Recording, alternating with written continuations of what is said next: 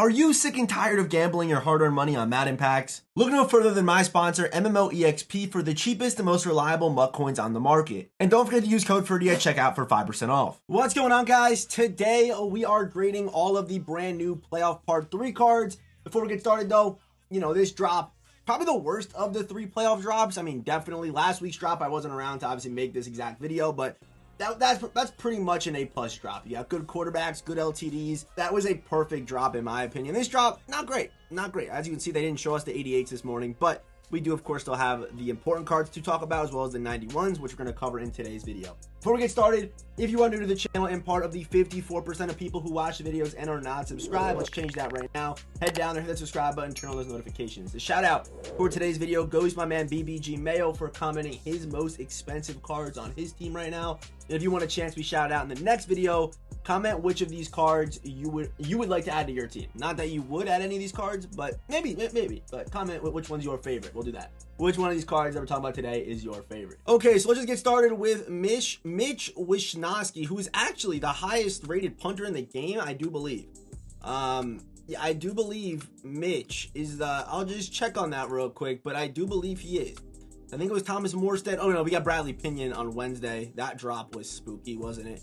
But we do have, oh no, Brian Anger is also in the game too with 91 kick power, 94 kick power on Pinion. I'm talking about a punter here. He's okay. Like, I don't know. I'll give him like a B-. He's a punter. Next up, we have Jawan Taylor, 312, 6'5". Over 90 besides run block at tackle isn't awful. It definitely could be better. I think Jawan Taylor's gonna give me like a B-.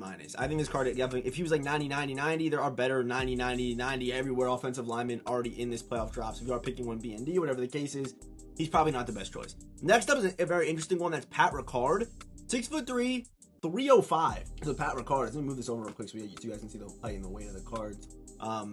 But 6'3", 305 is honestly insane. Apparently they said on the stream this morning he outweighs the heaviest running back in the game by 45 pounds. So if you have like a Ravens team and want to try to use a 90 speed Ricard, or even a playoff team, obviously that could work here as well. But I think Ricard will be good for short yardage and stuff like that. Even will probably be a pretty good blocker. Like, he's got good impact block, good good strength, good lead block. So as long as, if you're able to kind of boost that speed a little bit, I'm not sure what the acceleration is going to be. Probably lower than his speed because he is so heavy. But honestly, a pretty good fullback option just because of how much he outweighs other guys. So Ricard could be a nice little wild card piece. Is he going to dominate a game? But in certain schemes, this card can definitely just be annoying to face. So I'm going to give Ricard, I'll give him a B+. I think his weight with that speed and his lead block, I like it a lot. I would have rather seen like 90 speed on the card. That's probably why he's not like A+-ish. If he had 90 speed, he probably would be like an A, just because he's so unique. And I think in certain schemes, like I said, can be very annoying. Next up, we have, I don't know how to say his name. I know it's Melifonwu, I believe is how you say his last name. His first name, Efedu Melifonwu, something like that. 93 acceleration. This card, I think if you are like kind of just getting into Ultimate Team, right, and you don't have a crazy coin stack, you don't have a crazy user yet, and you kind of get that 91 BND pack, and you want to pick a card, Melifonwu is actually, yeah, you guys see it right here, the 6'3" budget beast.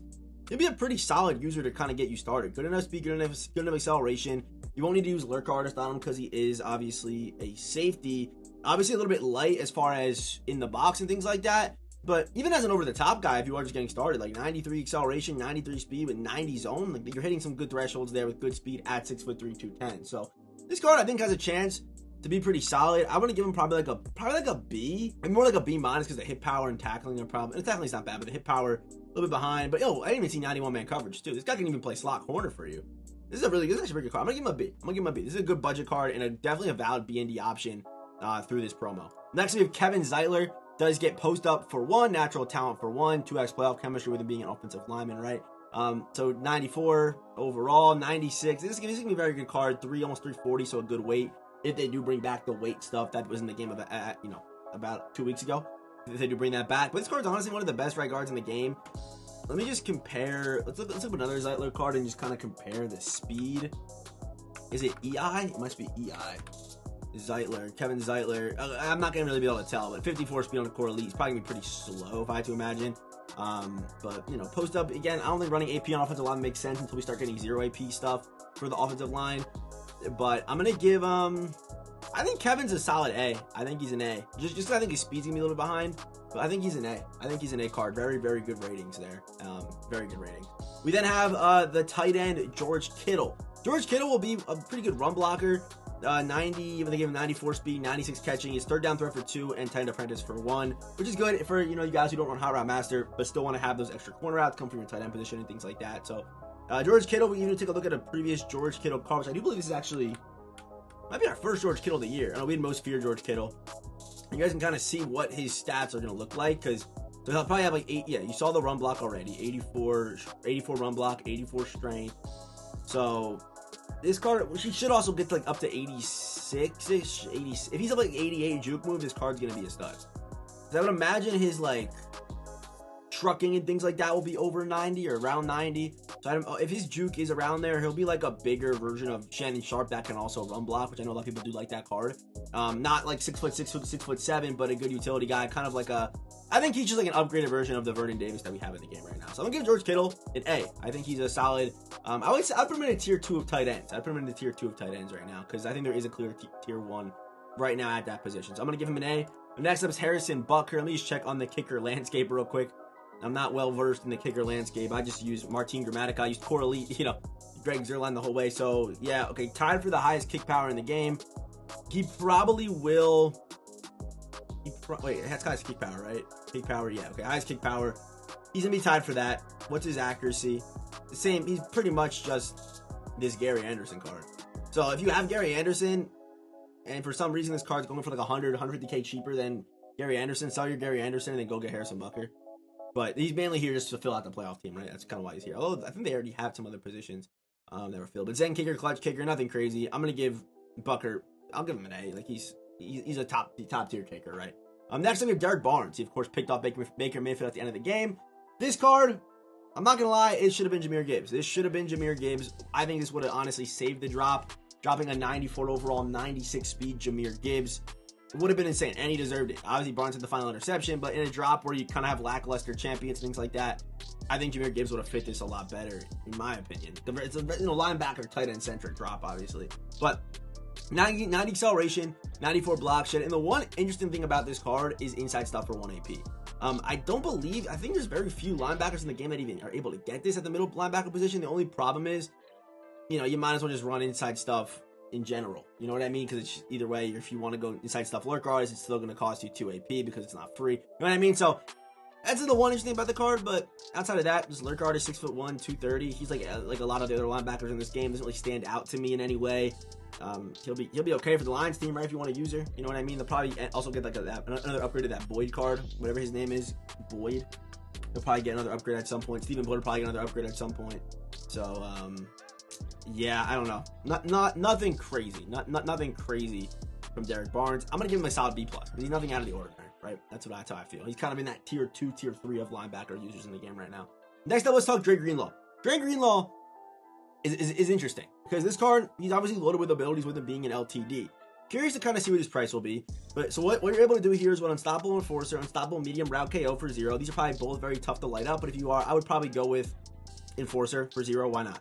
Stonewall is also very nice against the run. So if you make contact with any ball carrier, you're gonna get stopped short, no matter like the weight or whatever. So the weight doesn't really matter on this card because he does get Stonewall for free. So I'm not scared about the weight. Lurk guard is for 0 is really nice, and mid zone for 1 is also really good if you don't plan on clicking on with the card. It does scare me a little bit to be out there without lurk guards as a linebacker, but say you're running 6-1 or something, or like 2 linebackers or 3-3 nickel, whatever you're doing. If he's not your primary, if you're playing zone and he's not your primary user, it's not a bad idea to go mid-zone KO. Faster reactions, you know, maybe even, better KOs, things like that. And then flat zone, 2 on 6-1, if you drop him out into the flats, also a pretty good ability. So a pretty versatile card in the right scheme. I don't think he's going to be, like, anything crazy special as, like, a main user. I mean, he's got 95 speeds, pretty good, but we have other guys like this that are going to be cheaper than him. But I know, even the 84 blocks does scare me a little bit, I'll be honest. And even low man coverage. So his card isn't perfect. I would probably give him, like, an A minus, somewhere in there, depending on how you're going to use the card. Even 6 foot, he's not overly tall or anything like that. Obviously, I think he deserved this card, but again, I would have rather seen a Jahmyr Gibbs somewhere in here. You know what I mean? I would have loved to have seen that. So A minus for Dre Greenlaw, solid card, but I would still not say he's like a top tier user in the game right now. I would say he's in that second tier right now. Towards the top of that second tier. The final card we're looking at today is going to be Travis Kelce.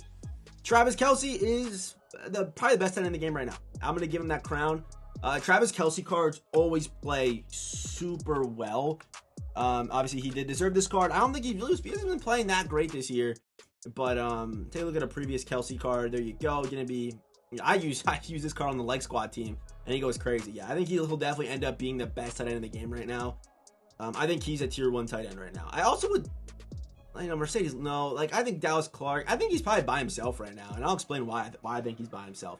So, the main thing is unstoppable. I don't know what the point of comeback would be. I guess comeback could be good, like, in the fourth quarter. Like, comeback for 0 is kind of actually a letdown. I still think he's the best tight end in the game, but, like, it just doesn't make sense to have comeback. Because route tech is 3 10-yard, I think it's 3 10-yard catches or 25-yard catches, whatever. That's a couple corner routes. And when you have free tight end apprentice, the only free tight end apprentice in the game at the moment, it's going to be pretty easy to do that against man coverage, or even just creating flood concepts and things like that. So comeback, I don't feel it's really necessary. It could be nice late in the game if for some reason you don't have it yet and it turns on. Route tech could be good, or even third down threat if you want to use that ability. And by the way, has anyone found an effective way to use third down threat? I swear it just doesn't make any sense to use it. I don't know. If you found an effective way, let me know. But this card's gonna be very, very good, and I'll explain why. Also, I do think that again. If we go back to Travis Kelce's card, he's gonna probably end up getting like a 86, 87 juke move, so should be able to move pretty well. Break tackle's gonna be probably 90, 92. Carrying should go up to like 89, 90. That'd be nice if it hits 90. Not much of a power guy, but after the catch, Kelce always plays well. 6'5", 260. I wish his coverage is a better run blocker. I'm gonna give him an A+, and just know that if we get another 0 AP tight end apprentice that can run block better than Kelce, he'll be dethroned as the best tight end in the game. I value run blocking at tight end, but with 0 AP tight end apprentice, it's an overpowered ability for those who aren't using Hot Route Master. And, eventually, I think Hot Route Master is going to be going away because we're going to start getting more 0 AP cards. And for the guys that can spend that top-end money on a card, you're not going to need it anymore. So, yeah, very interesting. But Travis Kelce, I'll give him an A+. I think he's the best tight end in the game right now. Wonder where this price is going to sit at. There are so many playoff teams right now that they're probably going to fly off the auction house, so I don't know. But, yeah, it was an okay drop. It could have been better. Like I said, I think Jahmyr Gibbs would have fit better. They did have to do the kicker, but I'm not mad about the kicker because they still got Travis Kelce. But I think Jahmyr Gibbs should have been the main one here. Maybe even, we already have a good Zay Flowers. I hope we get an OBJ, another OBJ upgrade. I don't know, not really. OBJ's card's still solid. Who could be good for them? Like a Mark Andrews, I guess they need, but I don't know, another tight end. Kyle Hamilton already has a good card. Marlon Humphrey would be due. I think, did he play this weekend? Actually, I don't think he played this weekend. I think he's playing next weekend. But either way, all right, solid playoff drop. Videos tomorrow, probably no gameplays today. Nothing's really worth it. And sitting here, honestly, it's painful. So, I'm gonna get back in bed. And yeah, I will see you boys in the next one.